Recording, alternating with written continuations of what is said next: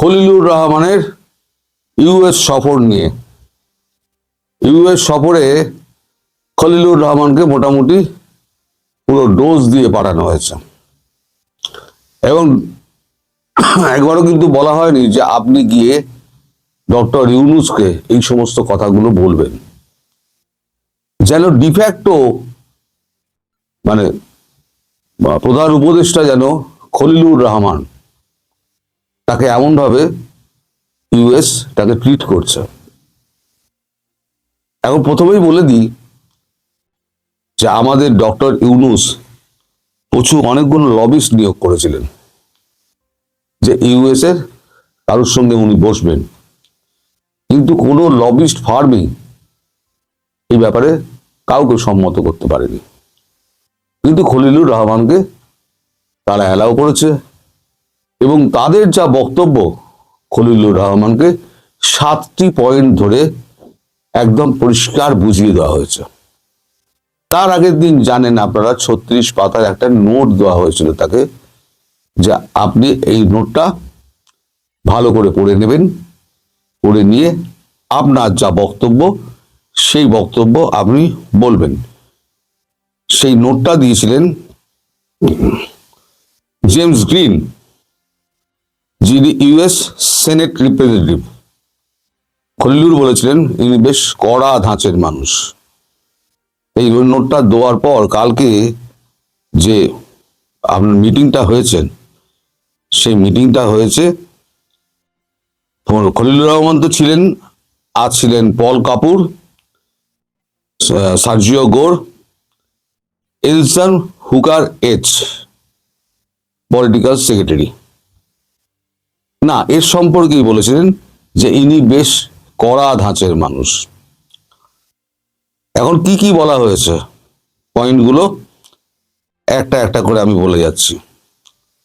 সেটা হচ্ছে 1 নম্বর, ঢাকার যে আচরণ এবং ঢাকার যে ব্যবস্থাপনা, সরকার পরিচালনা, তাতে ইউএস প্রচন্ড ক্ষোভ প্রকাশ করছে এবং ইউএস এর জন্য ডক্টর ইউনূস এবং তার সরকারকে কখনো মার্জনা করবে না এবং তাকে উপযুক্ত তার বিরুদ্ধে ব্যবস্থা নেওয়া হবে।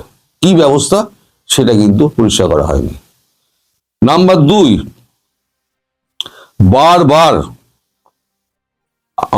সংকেত দেওয়া সত্ত্বেও, আশ্বাস দিলেও কোনো রকম ব্যবস্থা নেওয়া হয়নি। কি ব্যবস্থা? দেশের শাসন ব্যবস্থাকে সুস্থির করা এবং কন্ট্রোলে আনা যে ব্যবস্থা, সেই ব্যবস্থা কিন্তু ডক্টর ইউনূস নেননি। এবার কেন নেননি সেগুলো কিন্তু পরের নোটে বলা হয়েছে। তারা বলেছেন যে চায়নার সঙ্গে আপনারা 3টে মেমোরান্ডাম অফ আন্ডারস্ট্যান্ডিং সই করেছেন। এ সম্পর্কে আমরা যখন জানতে চাই তখন আপনারা আমাদেরকে ভুল তথ্য দিয়েছেন, যেটা অমার্জনীয় অপরাধ। ইউএসকে ভুল তথ্য দেওয়া হচ্ছে অমার্জনীয় অপরাধ, যেটা ক্ষমাহীন চোখে দেখছে ওয়াশিংটন। এখন এখানে চায়না ঢাকা যে সম্পর্ক, সেই সম্পর্কটা এই 3টে চুক্তির মধ্যে একদম পরিষ্কার হয়ে গিয়েছে এবং চায়না সম্পর্ক ঢাকা সম্পর্কে কি কি বলছেন ওরা সেটাও আমি পরে আপনাদের বলছি। কি কি দিয়েছে? আপনারা বলেছিলেন যে এগুলো আগের সরকার করে গেছিল, আপনারা কিছু করেননি, কিন্তু কথাটা সর্বৈব মিথ্যে। এই সমস্ত এমইউ আপনার সরকার করেছে এবং আমাদের হাতে তার সমস্ত তথ্য প্রমাণ আছে। ডক্টর ইউনূসের বিরুদ্ধে যখন আমরা ব্যবস্থা নেব, এই তথ্য প্রমাণগুলো তখন আমরা পেশ করব। তার মধ্যে কি আছে? স্ট্র্যাটেজিক্যাল কৌশল,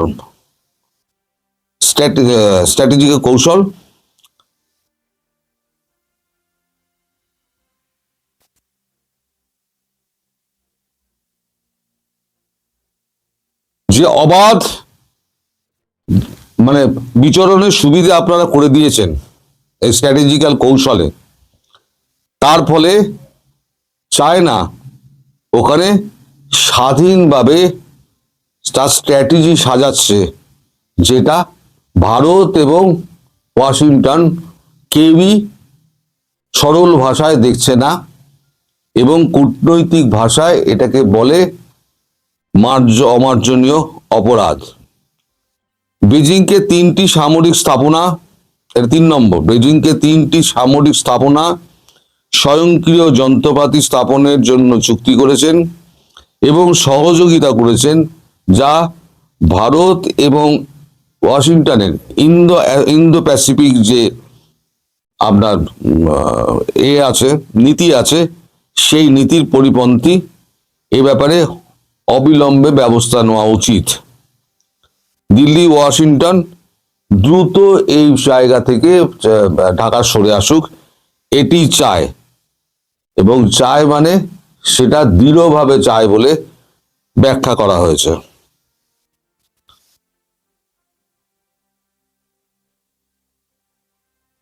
তিন নম্বর, ইন্দো প্যাসিফিক নীতিতে ঢাকাকে আরো আন্তরিক হতে হবে। ইউনূস এবং তার অংশীদাররা, এখানে অংশীদার বলতে ইউনূসের যে সংগঠনগুলো, জামাতি টামাতি সংগঠন, আপনার অতি সংসদের যে দল, হ্যাঁ, ন্যাশনাল ক্রিমিনাল পার্টি এনসিপি, তারা এবং অন্যান্য যে সন্ত্রাসবাদী দল, তারা এইটার একদম অন্তরায় হয়ে দাঁড়াচ্ছে। এবং এই যে আমাদের যে নীতি আছে, ইন্দো প্যাসিফিক নীতি, সেই আপনাদের যে অংশীদারিত্ব, এই অংশীদারিত্ব অন্ধ, বধির এবং বিবেচনাহীন কাজ করে চলেছে, যার থেকে দ্রুত বেরিয়ে আসতে হবে। এবং এই ব্যাপারে একটা ডিপ্লোম্যাটিক নোট ঢাকাকে পাঠানো হয়েছে। ইসলামিক জঙ্গিদের 17টা গ্রুপ ঢাকায় আশ্রয়, প্রশ্রয়, মদত, অর্থায়ন, আচ্ছা, তারপর স্টেট এবং নন স্টেট অ্যাক্টরের কাজ করছে। সমস্ত সাপোর্ট ইউনূস দিয়ে যাচ্ছে। এই ব্যাপারে বারবার সতর্ক করা সত্ত্বেও ইউনূস সরকার এ ব্যাপারে কোনো সিদ্ধান্ত নেয়নি এবং কান দিচ্ছে না। ঢাকার সরকার সার্বভৌমত্ব চীনের কাছে বহু আগেই হারিয়ে ফেলেছে। ঢাকার যে সার্বভৌমত্ব, বাংলাদেশের সার্বভৌমত্ব, সেটা বলছে ঢাকার সার্বভৌমত্ব অনেক আগেই চীনের কাছে হারিয়ে ফেলেছে। 5 নম্বর, এক অনিরাপদ দেশ বাংলাদেশ হয়ে উঠেছে, এক অনিরাপদ দেশ, শহর ত্রাসে পরিণত হয়েছে, যেখানে শান্তিপূর্ণ, ইনক্লুসিভ এবং সুষ্ঠু নির্বাচনের মানে কোন রকম এও আপনার কি লিখেছে, মানদণ্ডে উপনীত হওয়া যায় না। অর্থাৎ বলছেন অনিরাপদ শহরে পরিণত হয়েছে, যেখানে শান্তিপূর্ণ এবং ইনক্লুসিভ সুষ্ঠু নির্বাচনের মানদণ্ডে উপনীত হওয়া যায় না। 6 নম্বর, মত প্রকাশের স্বাধীনতা, সংখ্যালঘু নির্যাতন, মব ভায়োলেন্স, বিচার বা বিভাগের স্বাধীনতা শূন্যের কোঠায় নেমে এসেছে, যা কোনো মতে বরদাস্ত করা হবে না। 16টি মানবাধিকার ইস্যু, 6 নম্বর পয়েন্ট, 16টি মানবাধিকার ইস্যু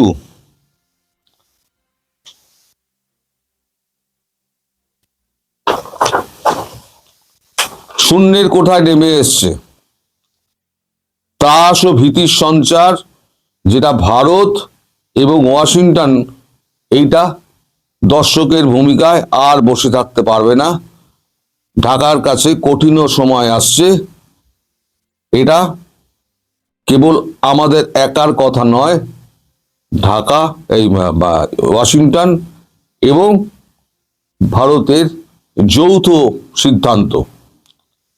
7 নম্বর, ভারতকে কৌশলগত চাপে রাখার মানে এই নয় যে চীনকে করণ, চীনকে সমৃদ্ধ করা, এতে ভারত ইউএস তাদের এই নীতি ক্ষতিগ্রস্ত হচ্ছে। অর্থাৎ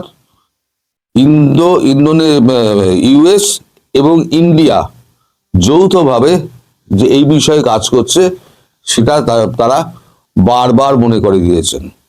এখন আপনারা ভাববেন যে একদিকে ট্যারিফ নিয়ে এত কিছু ট্রাম্প করছেন, আবার পাশাপাশি মার্কো রুবিও, জেডি ভান্স, তারাও আবার একটা প্যারালালি একটা যোগাযোগ রেখে যাচ্ছে ভারতের সঙ্গে। ব্যাপারটা কি? ব্যাপারটা হচ্ছে যে এরাও ধরে নিয়েছে যে ট্রাম্প ইমপিচড হবেন, ভারতকে কাট করা যাবে না, চীনকে কাট করা যাবে না, রাশিয়া তার তেল বিক্রি করবে এবং ইউক্রেনে নতুন করে আবার যুদ্ধ শুরু করবে। কারণ আমেরিকা যা করেছে, আমাদের মালিক যা করেছেন, মালিক তো একেবারে ন্যাটোর তো গোষ্ঠীর পিণ্ডি পাকিয়ে দিয়েছেন। সেই ন্যাটো নিয়ে আমি পরে একটা ভিডিও করব, ন্যাটোটা নিয়ে। আর একটা ভিডিও করব, সেটা হচ্ছে বঙ্গোপসাগরে নতুন একটা নৌবন্দর হচ্ছে, সামরিক নৌবন্দর, সেটা ব্যাপারেও আপনাদের বলবো নেক্সট কোন একটা ভিডিওতে। আজকে এই যে আপনারা দেখছেন যে মার্কো রুবিও একরকম কথা বলছেন, ভারতের সঙ্গে যোগাযোগ করছে, ট্রাম্প আবার ওদিকে 500% ট্যারিফ বসানোর কথা বলছেন, একেবারে দুমদাম বকে যাচ্ছেন। এর আগে আমি একটা ভিডিওতে বলেছিলাম, মার্কিন কংগ্রেস, ডেমোক্র্যাট এবং রিপাবলিকান তিনজনেই বলে দিয়েছিল যে আপনি এখন আর কোনো রকম টুইট করবেন না, ভারতের বিরুদ্ধে কোনো রকম মুখ খুলবেন না। কিন্তু মালিক তো মালিক আবার একটা ছেড়ে দিয়েছেন, ভারত মোদী যে আমার খুব ভালো বন্ধু, কিন্তু আমায় খুশি করতে পারেননি, তিনি এখন ইউএস থেকে তেল কিনে যাচ্ছেন, তাই আমি তার উপরে 500% ট্যারিফ চাওয়াব। এতে কি হচ্ছে? ইউএস এর সঙ্গে সম্পর্ক খারাপ হচ্ছে। ইউএস জানে যে বহু বছর বাদে আমাদের সঙ্গে সম্পর্কটা একটুখানি ঠিক হয়েছে, তাই আমাদের যদি করতে হয় তাহলে এমন কিছু করে দেখাতে হবে যেটাতে ভারত সন্তুষ্ট হয়। ভারত যেটা বরাবরই চাইছে যে বাংলাদেশ থেকে পা তোলো। তাই এই সমান্তরাল একটা প্রশাসন দুদিকে চলছে, একদিকে হচ্ছে ট্রাম্প আর তার কয়েকজন সঙ্গী সাথী, আর বাকিটা হচ্ছে পুরো ইউএস কংগ্রেস, ইউএস ডেমোক্র্যাট এবং রিপাবলিকান এবং আপনার মানে মার্কো রুবিও, জেডি ভান্স। আর এরা জানে, মার্কো রুবিও, জেডি ভান্স জানেন যে ইমপিচ হলে পরে তাহলে জেডি ভান্স হবেন পরবর্তী রাষ্ট্রপতি। তাহলে পরবর্তী রাষ্ট্রপতিকে দাঁড় করাতে গেলে এখন থেকে ভারতের সঙ্গে কাজ করতে হবে, যাতে ভারতের সঙ্গে যে সম্পর্কটা ট্রাম্প নষ্ট করেছেন সেই সম্পর্ক যাতে পুনরুদ্ধার করা যায়। তাই এখন বাংলাদেশের ব্যাপারে তারা উঠে পড়ে লেগেছে। এটা হলো মোদ্দা ব্যাপার। তবে এই যে সমস্ত আলোচনাটা হয়েছে, এই আলোচনার মধ্যে ইউনূস সম্পর্কে কোনো রকম মন্তব্য করা হয়নি। শুধু বলা হয়েছে, ইউনূস ওদেরকে, খলিলুরকে বলে দেওয়া হয়েছে যে ভারত এবং ওয়াশিংটন চায় দ্রুততম এই সময়ের মধ্যে এইগুলো ঠিক করতে, যদি না হয় তাহলে ডক্টর ইউনূসকে, সরকার প্রধানকে এবং সরকারের অন্যান্য যারা আছে অংশীদারগণ, তাদেরকে চরম শাস্তি পেতে হবে, এবং সেটা খুব বেশি দূরে নয়।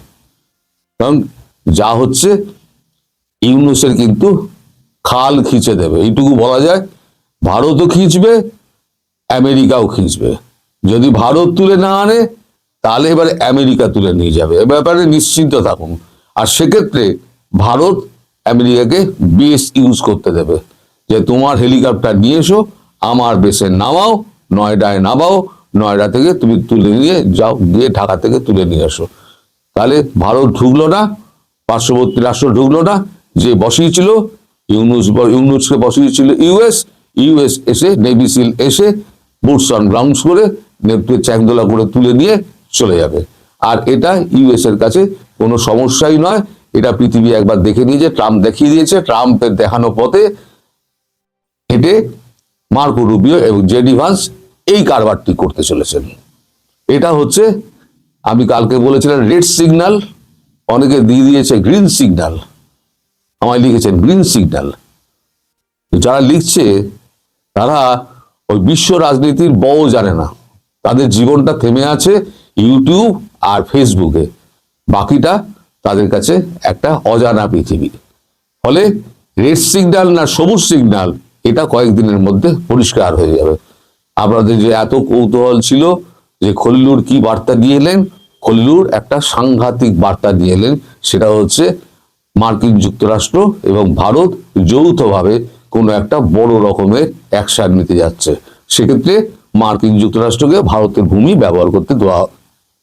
এটি হলো মূল কথা। তো সবাই ভালো থাকবেন, সুস্থ থাকবেন, সাবধানে থাকবেন। কালকে আমি সকালবেলাতে আপনাদের আর একটা খবর দেবো, সেটা হচ্ছে এই যে নৌবাহিনী নৌ বন্দর একটা তৈরি হবে, সেটা কারা কারা ব্যবহার করবে, কারা তৈরি করবে, কত টাকা খরচা পড়বে, কত দিন লাগবে, সে ব্যাপারে ডিটেল দেবো। আর এই নৌবন্দরটা শুরু হচ্ছে যেটা, সেটা বঙ্গোপসাগরে একটা স্বাধীন জায়গায়, মানে দ্বীপ তৈরি